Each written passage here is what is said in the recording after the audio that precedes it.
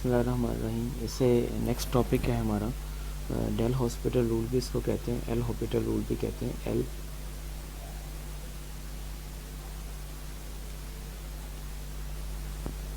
और ये है कि हमारे पास एफ और जी दो डिफरेंशिएबल फंक्शन है और जी की वैल्यू किसी भी पॉइंट पे ज़ीरो नहीं है। G dash of X not equal to zero in the interval on the interval A व बी।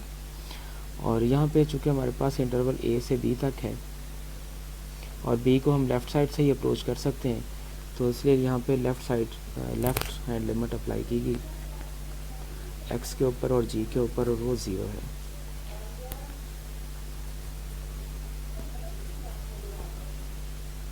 या फिर ये है कि limit X approaches to B from negative side plus minus infinity और limit X approaches to minus negative side of B G of X is equal to plus minus infinity.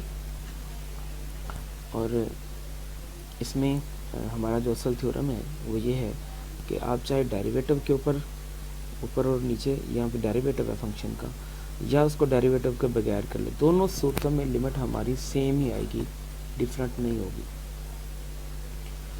तो अब इसको हम केस लेंगे हमारे पास फाइनाइट का, क्योंकि infinite में तो लिमिट होती नहीं, हम ये फॉर्म इसकी कंसीडर नहीं करेंगे, हम जस्ट लिखेंगे कि एल जो है वो फाइनाइट है।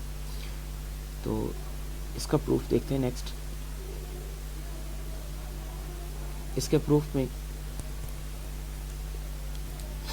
जिस भी फॉर्म की हमें लिमिट मालूम करना होती है तो हम उसमें यही करते हैं काम कि हमारे पास मतलब जिसकी भी हमें लिमिट मालूम करना थी F of X minus L, अगर एल इसकी लिमिट मालूम करना होती less than epsilon when approaches to X minus X not is less than delta. ये उस सूरत में था जब limit X approaches to X not F of X is equal to L. और इसमें हम यूज़ करेंगे generalize mean value theorem. Generalize mean value theorem implies that if x and t are in x naught or b, then there is a point c between them and therefore x naught or b such that basically ये हमारे पास होगा mean value theorem. जिस तरह से हम use क्या करते थे याद होगा आपको, F of B minus F of A over G of B minus G of A is equal to F dash of C over G dash of सी।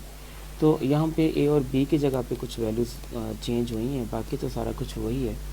और इसमें किसी भी सूरत में जो फ्रैक्शन है वो ज़ीरो नहीं हुआ करती। यहाँ पर इसमें जो फ्रैक्शन है ना तो ये वाली फॉर्म ज़ीरो के इक्वल है और ना ये जो है ये ज़ीरो के इक्वल है। यही चीज़ ऊपर बताई गई है, मैं उसको एक्सप्लेन कर देता हूँ।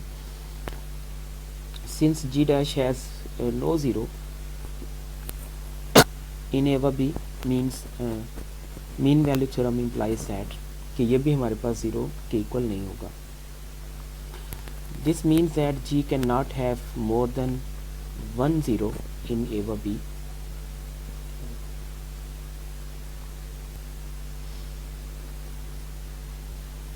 और इस वैल्यू का कोई मतलब नहीं है यहाँ पर, ये जो फॉर्म दी गई है।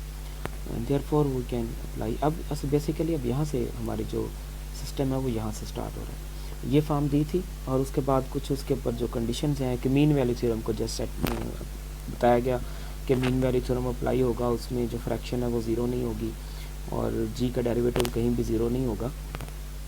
तो अब बेसिकली बात फिर यहीं पे आ गई है और फिर यहाँ से हम इसको यहाँ पर F dash of C over G dash of C की जो वैल्यू है वो यहाँ पे अप्लाई करेंगे इसमें। और इसके बाद इसको एक नया नाम दे दिया गया जी ऑफ टी माइनस एल। तो यहाँ पर सिर्फ मतलब ये है कि जो ही हमारे पास टी जो है वो बी को अप्रोच करेगा, जो हमारे पास स्टार्ट में कंडीशन है let X approaches to B from negative side F of X, वो भी ज़ीरो के इक्वल है, और limit X approaches to B from negative side G of X जो है वो भी ज़ीरो के इक्वल है। तो लिहाजा दोनों ये टर्म्स जो हैं वो ज़ीरो हो गई यहाँ पर। ये दोनों टर्म ज़ीरो हो गई, ये भी और ये भी। तो बाकी क्या बचा हमारे पास, बाकी बचा है F of X over G of X. तो अब यहाँ पे ये फॉर्म आ गई और ये वही लिमिट की कंडीशन है। तो देखिए हमें लिमिट स्टार्ट कहाँ से की थी, हमारा सिस्टम स्टार्ट किया था डेरिवेटिव से। डेरिवेटिव की लिमिट अप्लाई की थी हमने, तो हमारे पास सिंपल लिमिट आ गई। यहाँ पे थोड़ा सा मैं और इसको एक्सप्लेन कर दूँ। यहाँ पे इस सारे का मतलब ये था कि limit x approaches to b from negative side f dash of c over g dash of c is equal to l। और यहाँ से जो हमें फाइनल रिजल्ट मिला है इसमें ये है लिमिट t अप्रोचेस टू या x approaches to b from negative side, sorry x approaches to f of x over g of x is equal to l। यानी डेरिवेटिव के साथ लिमिट या बगैर डेरिवेटिव के लिमिट, दोनों सूरतों में हमारा आंसर एक ही आएगा। आगे इसके प्रूफ ये करने की ज़रूरत नहीं है।